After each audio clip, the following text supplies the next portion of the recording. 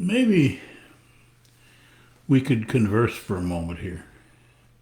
Take a look at together. This thing called transformation.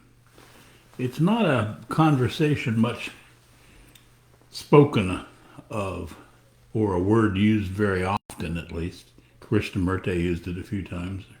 Sometimes there are a few uses and many misuses of it.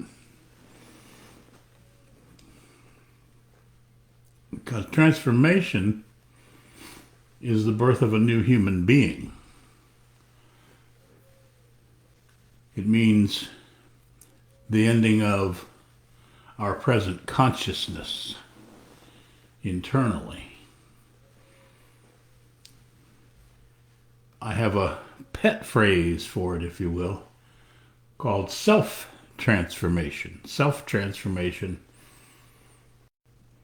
is obviously it's kind of self-descriptive, isn't it? It's the transformation of yourself that happens simply by the usage of truth, to speak the truth in your life. Truth being a bridge from the old consciousness, the consciousness that our parents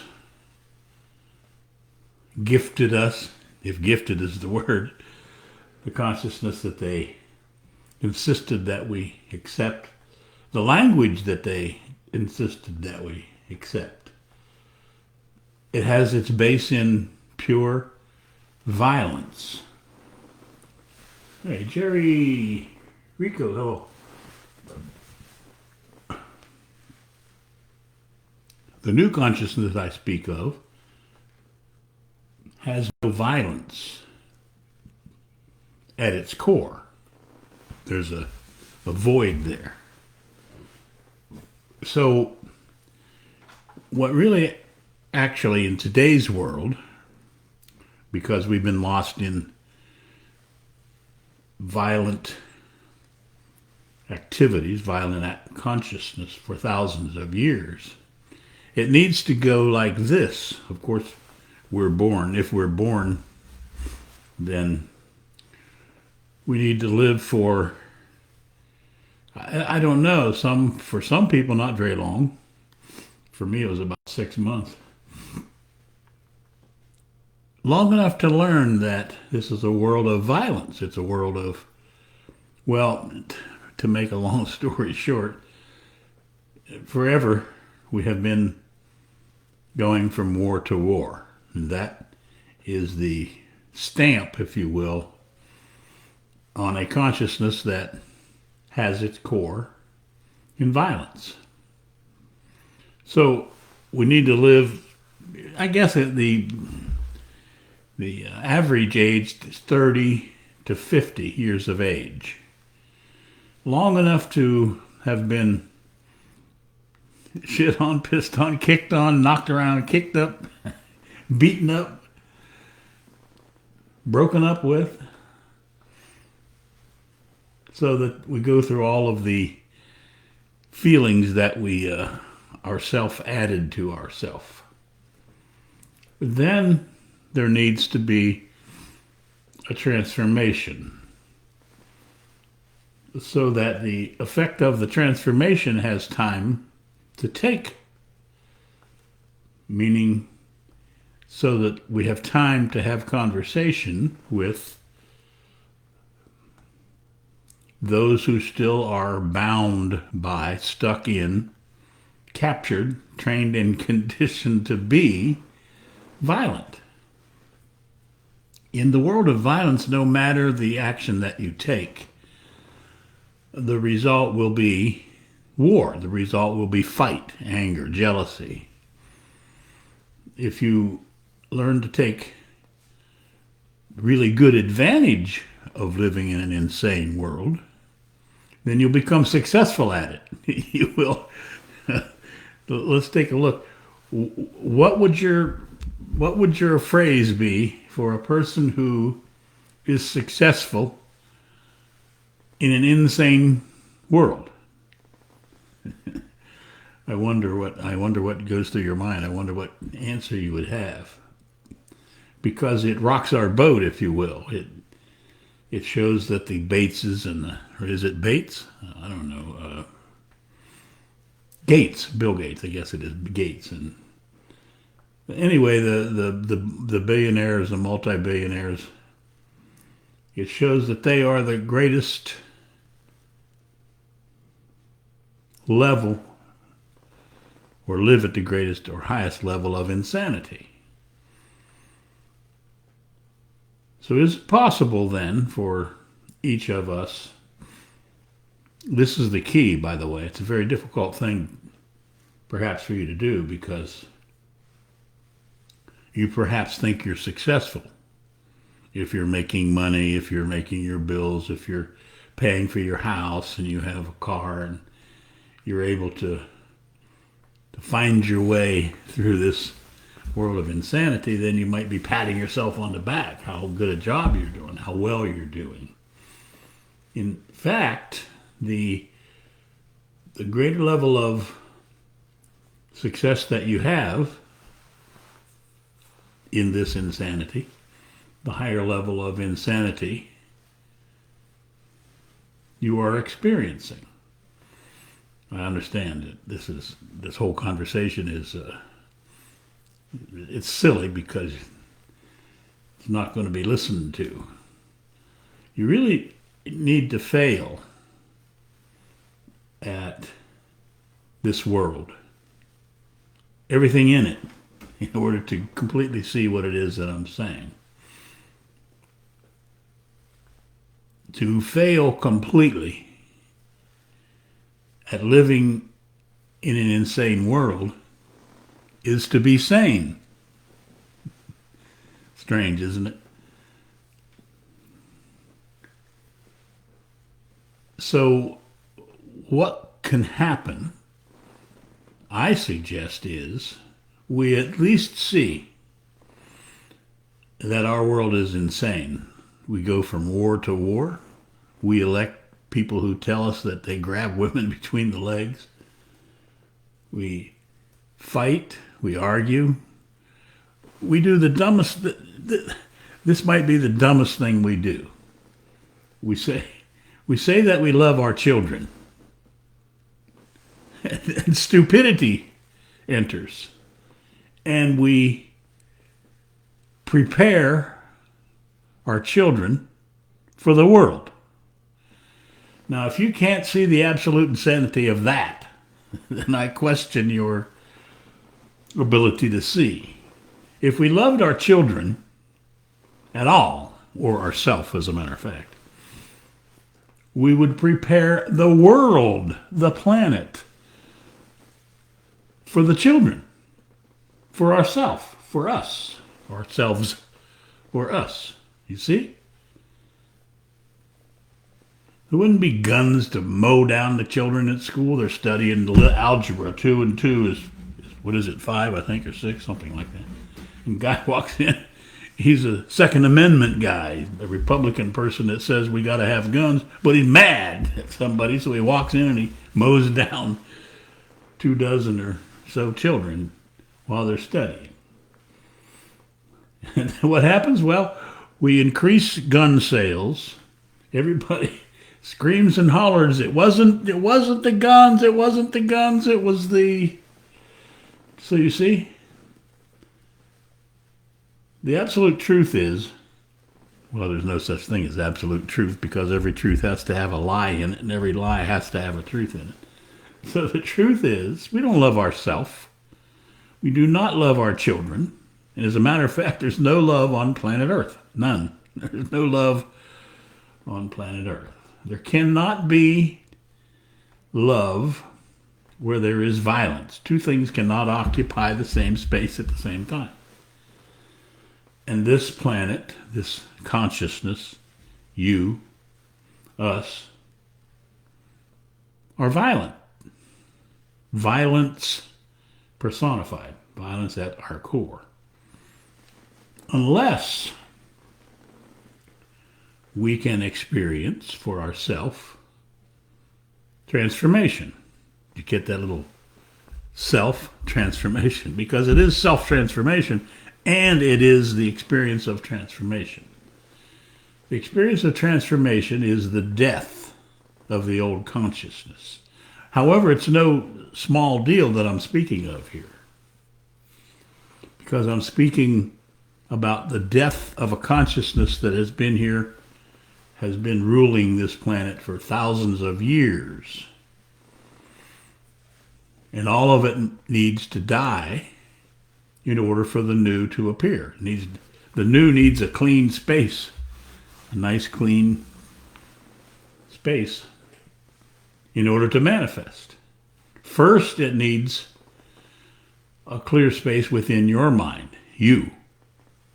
That means to say, you need to transform your own life, self-transformation. By the way, of the 5 books that I have written, the first one was A New Consciousness Born, You Are the Source. The second one was Self-Transformation.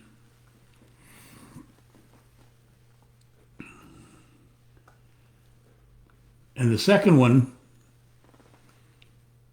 is as good. I can't say one is better than the other, because the result of the self transforming the self is a new consciousness born. And you are the source of what you have created. Creation comes from nothing. It means to say, a new way of being has been created. The key in that statement is the word new.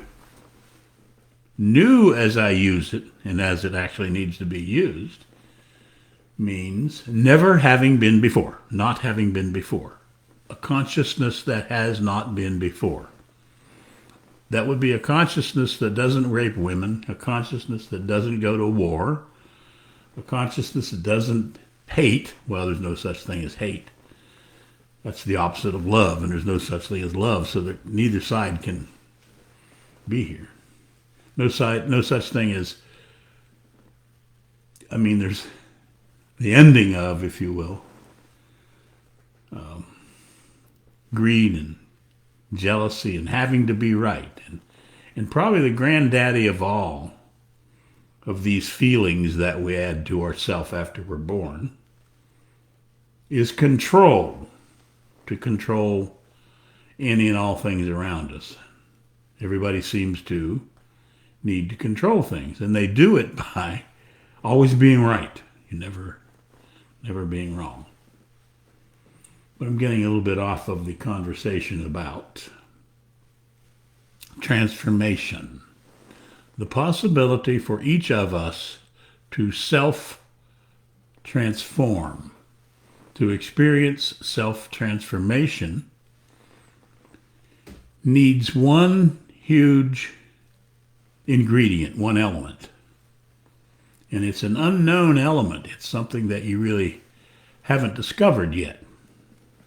And that element is speaking the truth. Speaking the truth must happen outside of excuse, which is reasonableness, justification, and explanation, all made up so that you never make a mistake. You get to always be right, and you get to control, get to control. My stupidity is huge here. All the people and everybody around you, plus the whole world. So, the thing needed is to discover for yourself what that Bible phrase, as a matter of fact, says. The meek shall inherit the earth. And the meek have no need to control. They don't have any jealousy. They don't have any anger. They don't have to be right. They adapt. And adaptability is the secret, by the way. So is it possible for you to take a look at your own life and realize that you live on a planet where everybody in it or on it is insane? Those who are the more successful on it are the larger group of insane people, even though it's a smaller group. If you see the higher up that line you get to the 1% that owns more than the whole 99%, they are the greatest at the highest level of insanity. And they're laughing at you. And you're hoping to be like them. You're wishing, oh my God, if I could just be like them. It's an upside down world that you live in. If you need to know what reality and the truth is, it's the opposite of what the world tells you it is. It only has to do with speaking the truth. If you live your life speaking the truth, you'll be in heaven. If you live your life lying, which is reasonableness, explanation, justification, excuses, then you live in hell. And while you're doing that, you're afraid what could happen after you die. You're afraid you might go to hell after you die and not go to heaven. Well, there is neither one of those things, but there is the psychological space of those two things. And just as a suggestion here, speaking the truth is the bridge from the world of knowledge and thought and belief across the chasm to creation, intelligence, and truth. The truth has that little bridge there. It's not a physical bridge because the thing you need to use in order to reach truth is truth. However, in this world of insanity, this world of huge ignorance where they go to war, where we kill people, speaking the truth is a dangerous thing. You'll be laughed at, cajoled, lots of things will happen. Hell, they say 2,000 years ago they hung a guy. I thought when they said hung, they meant something else, but they put him on a damn cross or something and nailed him there. So speaking the truth today isn't quite that dangerous, is it? So you're not taking quite that large a chance. Here we are dancing around. All right, so if you care to... Wait a minute, somebody else came in. Omar Alas. Hello, welcome. If you care to live your life in heaven, which means to be free, not hell, which means that you lie, steal, and cheat, then just consider speaking the truth. And you have to begin telling the truth in your life in order to discover what the truth is, because people don't know what the truth is. They think they do, but they don't. All right. A perfect experience of discovering for yourself what speaking the truth into your life is.